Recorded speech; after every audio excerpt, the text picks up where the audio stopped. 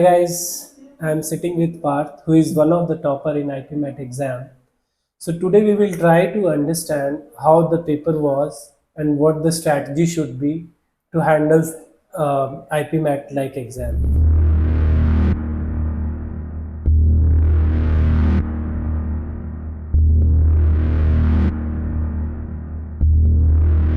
So Parth, tell me how was this paper? Was it very difficult or is it easy? How was this year paper? This year's paper, I would say the short answer type math questions were pretty similar to last year, very easy. And the Quant's MCQ section was a little tougher. I think the toughest I would say in the last 3 years. And verbal was also moderate, not very easy. Okay. And what was your kind of strategy that you took in solving this paper? I think the paper has to be solved according to the paper, not Mhm. how you have put yourself in that mindset. I could see that because of the mocks I've done, I could see that cons is a little difficult. So in that kind of paper, accuracy and question selection becomes an important part. I selected the questions which were short, I was good at. For example, I attempted the DI set this time. So the DI set was calculative. It was pretty easy. I knew everyone was gonna get it right. So I think that should be a strategy. Select the correct questions and attempt them with maximum accuracy, not attempt maximum questions. On a similar note, Parth, I would just like to understand how many mocks you have given for this year exam. Full length mocks, I gave around 50 full length mocks. 50. Yes. Okay. And for sectionals, more than 70. Oh wow, that's an impressive number. And how did you have any specific strategy to kind of analyze mock, or how was it? How was your overall journey? Yeah, I think that's a very important part because what most people do is they attempt the mock and then they forget about it. The analysis of the mock is more important than attempting it. I analyzed which topics I'm weaker at, which I'm already strong at. So I think you need to know your topics so that you know how to attempt the mock or how to attempt the paper itself. You need to know your comfortable areas and where do you need to improve. That's why I think, sir, students need to start giving mocks as soon as they complete 60% of the syllabus. Nice, nice. It was a very wonderful strategy part. So I would just like to understand about your sectional, focus. So we understand that there are two sections: quantitative, quant, and LIDR is mixed in quant itself, Yeah. and the other is verbal.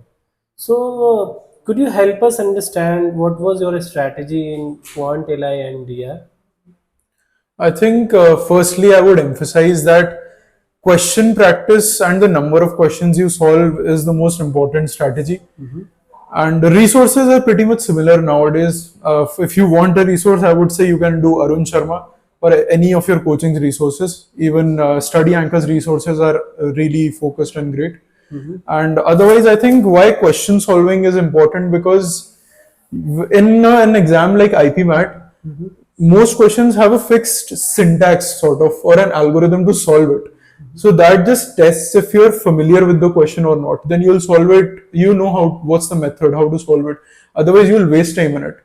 In IPMAT, giving your time management is more important. So I solved a lot of questions, and the same goes for VARC. For VARC, I would say you can't attempt it or do it conceptually like that. You need to do separate. You need to imbibe it into your life. You need to start reading a lot, speaking in English, whether it's your peers or your teachers. I think VARC you cannot learn by going through books like you can learn math. And quants, of course, is just sheer practice.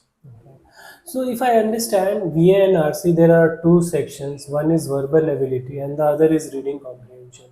So, do you think we should have separate strategy for reading comprehension, and then we should separately focus on verbal ability, considering there are different sets of mental ability that is being checked in verbal ability, and reading comprehension is more about how you can understand things. And could you also suggest some of the ways we can improve our reading comprehension skills or verbal ability skills? Yeah. for IPMAT especially? I think one problem students face in reading comprehension, which is very common, people don't even notice it sometimes, that they reread the comprehension a lot of times. That takes up a lot of time. I think when you master it, that means when you read a sentence, whether it's a question or a VARC, you you grasp all the information in one go. You don't have to reread the sentence, go back to it to the first word.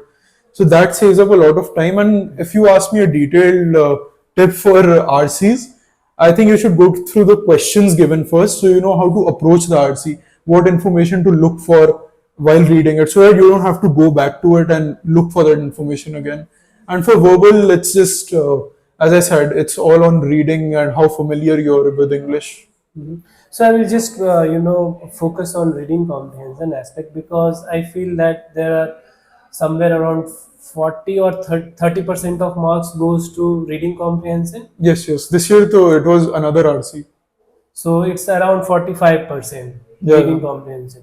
So yeah, I will pause a bit here, and then we'll try to understand a bit more. So do you also read the editorial, or do you think that reading editorial helps a student to understand RCs well, or reading novels, or just working on vocabulary? Does it help students, or is it just like going through the reading comprehension and you just look into the questions for last year CAT exam, or for say GMAT paper, or you have different exams, you Yeah, can yeah. just simply go through them and just solve this, or you think that the mix of those strategies should be, what should be the That's a appropriate very balance? great question that most students have in mind. It's, your some people will tell you that reading editorials or that those kinds of magazines, economic magazines, is required. But I would say read what you like. Even reading novels, you can read the most book, which is Harry Potter, the most basic book. The point is you should be familiar with reading and what spoken English is. That subject verb agreement, everything is included in it. So read what you like. The point of reading editorials or different kinds of material is that you get familiar with different types of content. Like some RCs are based on science, some on psychology, some even mythology. So it's just that you're familiar with the content. That's all. Otherwise, for reading and improving your English, you can read anything that you like, any novel. Nice. And on a similar note, if you see, the questions that are asked in RCs, do you think that if if you can, should we solve all the questions in RCs, or where we feel that, oh, this is bit of a tricky question, we should leave that one? What should be the right mix? I think over attempting in VA is a big mistake many people make.